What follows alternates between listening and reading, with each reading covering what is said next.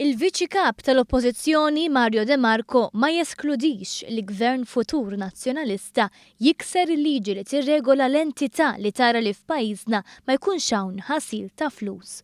Dan f'konferenza tal-aħbarijiet li matula kompla l-attakk bla skrupli fuq l-ola istituzzjonijiet tal-pajjiż.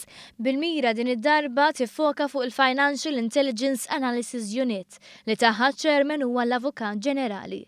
Kontradizzjoni għal-liġi li tirregola l-istess unit li tagħmel reat kriminali serju kwalunkwe żvelart informazzjoni relatata m'investigazzjoni, De Marco għamel numru ta' mistoqsijiet li tweġibiet tagħhom huma suġġetti għal multa ta' 116,000 euro u 5 snin ħabs. Affaċċjat b'dan kollu, De Marco biddel id-diska u weġibna hekk. Nifhmu illi iva l-investigazzjoni tal-ħajju waqt li jkunu għaddejjin investigazzjonijiet hemm ovvjament l-obbligu ta' konfidenzjalità. Fid-dawl ta' din il-U-turn ċara, staqsejna jekk Partit Nazzjonalista fil-Gvern kienx iwieġeb għal mistoqsijiet li qed jagħmel hu stess. Kien hawnhekk li ħarab mill-mistoqsijiet ta' One News waqt li meskludix li Gvern Nazzjonalista jikser din il-liġi importanti. Il-Partit Nazzjonalista kien iwieġibhom dawn il-mistoqsijiet kieku fil-Gvern. Inti kieku il-Partit Nazzjonalista kien jiżvela ċertu informazzjoni dwar l-investigazzjoni jekk kien għal jew le.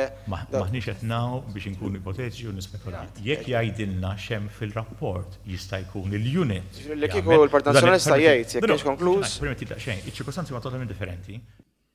Matul il-konferenza spikka wkoll innuqqas taqbil fil-messaġġ tal-Partit Nazzjonalista.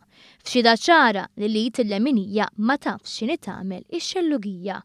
Waqt li Kristi De Bono tikkwota lil Mario De Marco u tajt il-Gvern għandu jippubblika r-rapport tal-Financial Intelligence Analysis Unit, De Marco bla tlaqli isostni l-kuntrarju. Huwa importanti ferm kif qal Dr.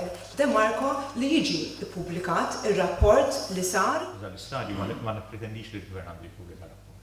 Bekk kompla joħroġ fid-der il-paniku li bieħed jirreaġixxi l-kap tal-Oppożizzjoni f'dadija biex jimmina l-progress reġistrat u l-ġid maħluf f'pajjiżna.